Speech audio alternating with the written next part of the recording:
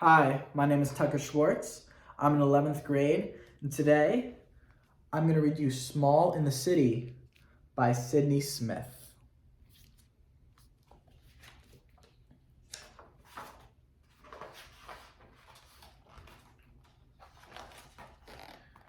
This first page, you can see some child looking out of the windows of a bus. You can see all the things that this kid is seeing. Seeing people walking, a car, and more people through the window of the bus.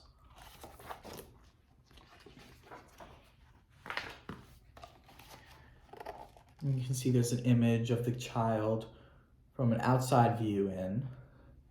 And you can see the child is playing with something on the bus and seems a little bit smaller than everybody else on the bus.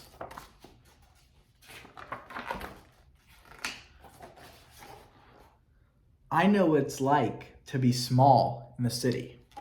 You see this large city and the kid coming out of this bus, dwarfed by everything this large city has.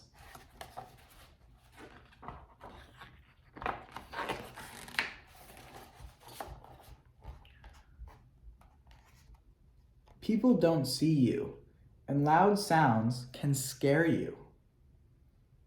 And knowing what to do is hard sometimes. I know for me, sometimes larger things can scare me. And people don't see you when you're, a smaller person. Has there been any times for you in the city when you've been smaller and things have scared you or made it harder for you to get your voice across? You can see all these images representing different squares of this child in his life in the big city.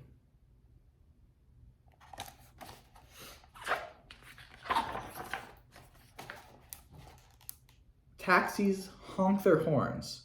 Sirens come and go in every direction. Construction sites pound and drill, yell and dig. You can see this hectic shot of the kid in the city with all those noises. And I know those noises all together can be overwhelming and scary sometimes in such a big city.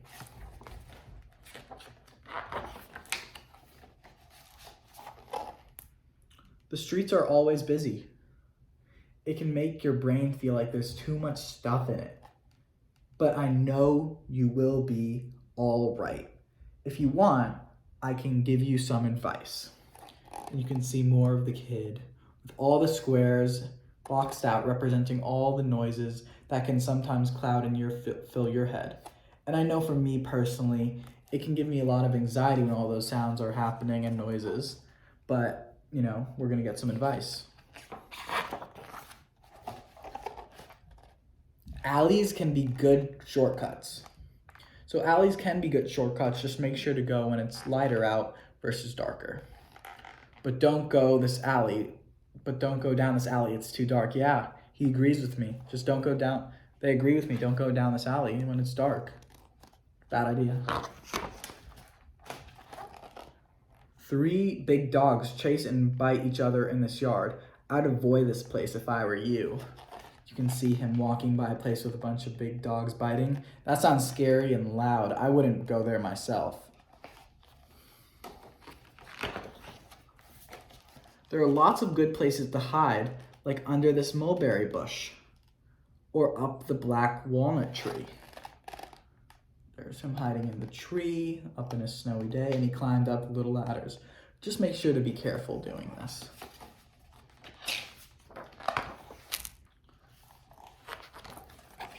There is a dryer vent that breathes out hot steam that smells like summer. You could curl up below and have a nap. You could see him right by the steamer, feeling all nice and warm. I know that in the winter here in the city when it gets all hot and you pass by some sort of heat, it just feels so nice when you're walking into a room after it being so freezing outside. The fishmongers down the street are nice. They would probably give you a fish if you asked nicely. You see the store with the man in front. This empty lot looks like a good place to rest, but the bushes have burrs. They might get stuck in your coat. You can see all the buildings and the bushes with the burrs.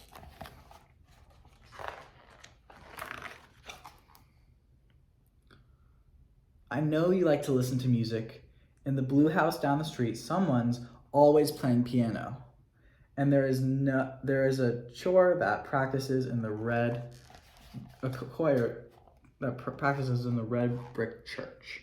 You could perch on the window ledge.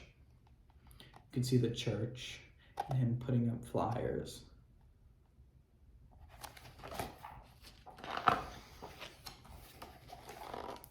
In the park, I have a favorite bench. Sometimes my friend is there. If you see her, say hi. You could sit on her lap and she will pet you. Do you have a favorite place you like to be during the winter? Maybe it's a bench like this little kid does, or maybe it's your home or your couch. Take a moment to think about what's it for you.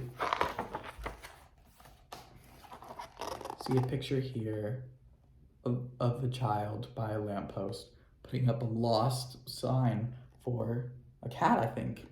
Maybe the kid lost a cat. I hope not. I love cats. You can see an image of the blizzard coming its way. And if there is a lost cat, they need to find the cat soon because it can't be out in a blizzard like this in the city.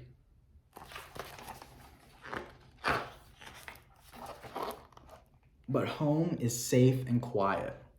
Your food dish is full and your blanket is warm. If you want, you could just come back. Remember, if you're ever feeling uncomfortable being small in a big city, home is always the best place to go.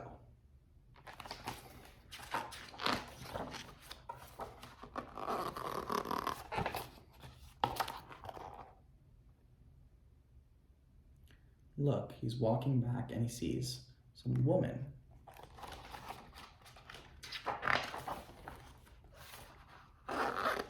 But I know you will be all right.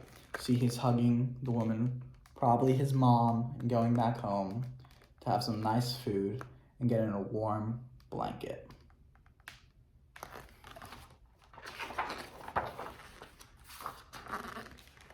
And look, we can see the cat footprints in the snow.